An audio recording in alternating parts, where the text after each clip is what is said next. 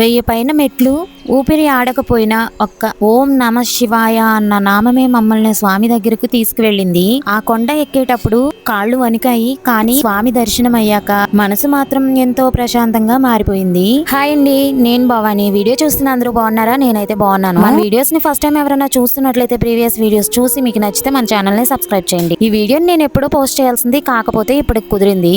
శివరాత్రి రోజు మేమంతా మాకు దగ్గరలో ఉన్న స్వామి గట్టుకు వెళ్ళాము. ఆ గట్టు చాలా ఎత్తుగా ఉంటుంది, చాలా పవిత్రమైన స్థలం. అక్కడ స్వామివారు స్వయంభూగా వెలిశారు. అందుకే శివరాత్రి రోజు అక్కడికి వేల మంది భక్తులు వస్తుంటారు. ఈవినింగ్ 4:35 కి అలా స్టార్ట్ అయ్యాము. మేము వెళ్లేసరికి అప్పుడప్పుడే చీకటి పడుతూ ఉంది. సూర్యుడు అస్తమిస్తున్న ఆ సీన్ అయితే చాలా అందంగా అనిపించింది. అప్పుడే షాప్స్ ఓపెన్ చేస్తున్నారు. ఇంకా ఎక్కువ మంది జనం అయితే లేరు, అప్పుడప్పుడే వస్తూ ఉన్నారు. చాలా ప్రశాంతంగా అనిపించింది.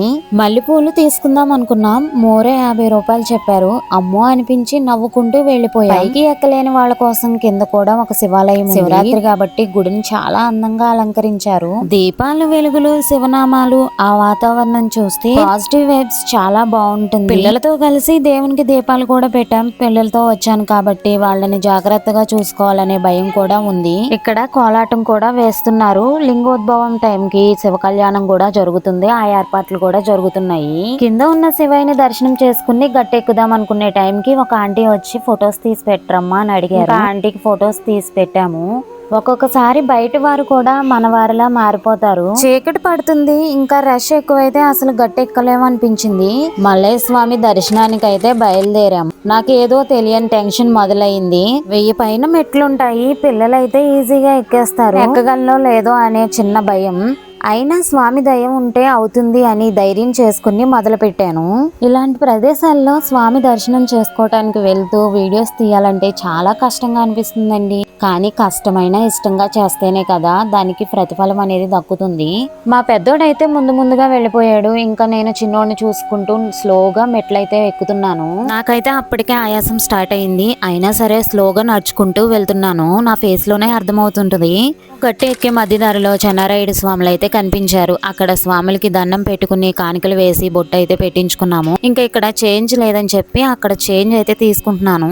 ఇక్కడ నుంచి కనిపించిన వ్యూ అయితే మాటల్లో చెప్పలేను. కింద లైటింగ్స్, చుట్టూ కొండలు, గాలి చూస్తుంటే అలసటే మర్చిపోయాం. మా చిన్నోడు మాత్రం నేను ఎక్కలేనేమో అని ఆయాస పడుతుంటే నా చేతిని పట్టుకుని అమ్మ ఇంకొంచెం దూరమే ఉంది అంటూ నాకు ధైర్యం చెప్తూ నన్ను తీసుకువెళ్ళాడు. ఆ మాట వినగానే నాకు కొత్త బలం వచ్చినట్టే అనిపించింది. ఇక్కడైతే ఒక పెద్ద ఆకారం కనిపిస్తుంది కదా, అక్కడికి వచ్చి రాయి మీద రాయి పెట్టి కానుకలు వేసి మన మనసులో ఏదన్నా కోరిక కోరుకుంటే ఆ కోరిక ఖచ్చితంగా నెరవేరుతుందని ఒక నమ్మకం. ఇప్పుడు మేము ఎక్కేది మెట్ల మార్గం కాకుండా గట్టు మీదే రోడ్డు కూడా వేశారు. ఆ రోడ్డు నుంచి అయినా రావచ్చు. రోడ్డునైతే గుడి దగ్గరికి వచ్చిన తర్వాత మెట్ల మార్గం దగ్గర కలిపారు. ఇక్కడ నుంచి వ్యూ అయితే ఇంకా బాగుంది. మంచు అప్పుడే పడుతూ ఉంది, శీతాకాలం కదా. ఎవరికి వాళ్ళు అలసిపోయినా ఒకరినొకరు పట్టుకుని నమ శివాయ అంటూ పైకి వెళ్తున్నారు. చివరికి స్వామి గుడి దగ్గరికి చేరేసరికి ఆ ఆనందం మాటల్లో చెప్పలేము. ఇంకా ఈ ప్లేస్ నుంచి ఇంకెంతో దూరం లేదు గుడి. కొంచెం కష్టంగా అనిపించినా ఇష్టంగానే వెళ్ళిపోతాము. గుడి దగ్గరికి వెళ్ళిన తర్వాత నా మొహంలో ఆనందం చూసారా, వచ్చేసామని చెప్పి అంత ప్రశాంతంగా అనిపించింది. గుడి దగ్గర చాలా రష్ గా ఉంది. అందరం కలిసి భక్తిగా స్వామికి ప్రదక్షిణలు చేసి స్వామి దర్శనం అయితే చేసుకున్నాము.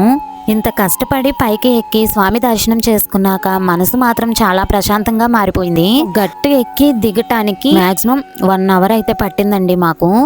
అక్కడి లైటింగ్స్, కొండపై నుంచి మాకు కనిపించిన దృశ్యం దేవుని మరొక లోకంలా అనిపించింది. పండక్కి 2 రోజులు 3 రోజులు తిరునాళ్ళ జరుగుతుంది. ఆ టైంలో మాత్రమే ఇలా భక్తులు అయితే తరలి వస్తుంటారు. పండుగ వెళ్ళిన తర్వాత అయితే ఇంకా ప్రశాంతంగా ఉంటుంది. గుడి చాలా ఖాళీగా ఉంటుంది. స్వయంగా మనం లోపలికి వెళ్లి స్వామికి అభిషేకం చేసుకునే అవకాశం కూడా దొరుకుతుంది. స్వామివారి దర్శనానికి గట్టెక్కాం కదండి, ఆ మెట్లకి ఒక ప్రత్యేకత ఉంది. ఆ మెట్లు స్వామివారికి మొక్కులు మొక్కుకుని వారి కోరికలు తీరిన తర్వాత స్వామికి మెట్లు కట్టించారండి.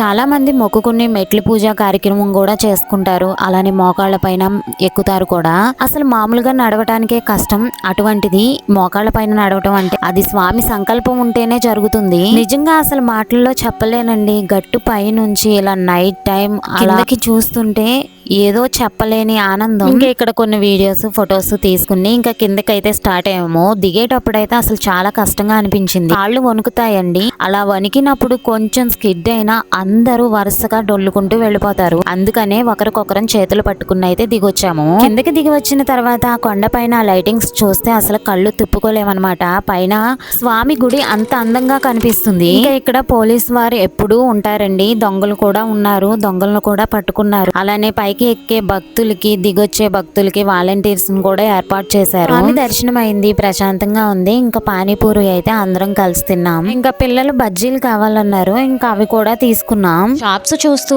అలా తిరుగుతూ టైం ఎప్పుడైపోయిందో కూడా తెలియలేదు. ఇంకా పిల్లలకైతే బొమ్మలు కొన్ని అయితే తీసుకున్నానండి. మా చిన్నోడైతే సాధించి సతాయించి వాడి పాకెట్ మనీతో ఒక కార్ అయితే తీసుకున్నాడు. మా పెద్దోడైతే కొంచెం అడ్జస్ట్ చేసుకున్నాడు. మా పెద్దోడేమో హార్ట్ సింబల్ తీసుకున్నాడు.